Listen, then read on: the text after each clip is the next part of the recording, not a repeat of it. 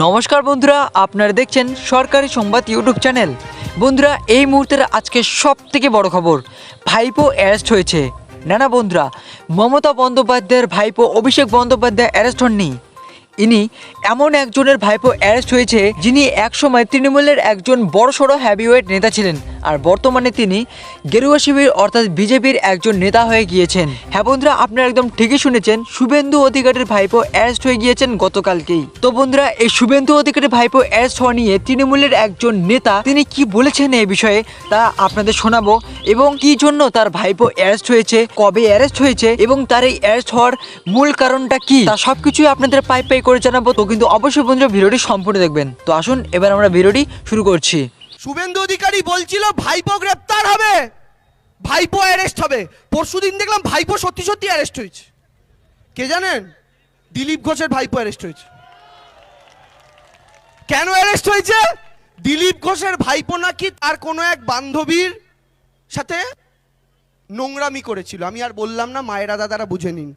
সেই দিলীপ ঘোষের ভাইপো গ্রেপ্তার হয়েছে। শুভেন্দু অধিকারী ভগবানের কাছে রোজ প্রার্থনা করতো, হে ভগবান ভাইপোটাকে অ্যারেস্ট করাও, হে ভগবান। ভগবান কথা শুনেছে, এবার ভগবান দিলীপ ঘোষের ভাইপোকে তুলিয়ে দিয়েছে। তোলানোর পর শুভেন্দু অধিকারী যখন বলছে আর তোমায় তো এই ভাইপোর কথা বলিনি, ভগবান বলছে তুই নাম বলেছিলি কে?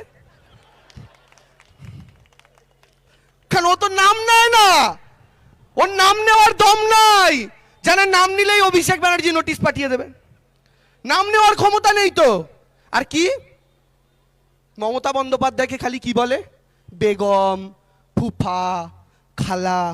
আপনারা বলুন তো, একজন রাজ্যের মুখ্যমন্ত্রী, একজন মহিলা, তাকে এই ভাষায় আক্রমণ করাটা ঠিক?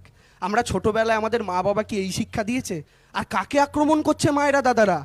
যেই মহিলাটা তার মায়ের মতো, তাকে ছোট থেকে রাজনীতির পাঠ দিয়ে দিয়ে তাকে মন্ত্রী করলো, তার বাবাকে সাংসদ করলো, তার ভাইকে সাংসদ করলো, আরেক ভাইকে চেয়ারম্যান করলো, গোষ্ঠী শুদ্ধ ভরে দিল, 25টা পদের অধিকারী করলো।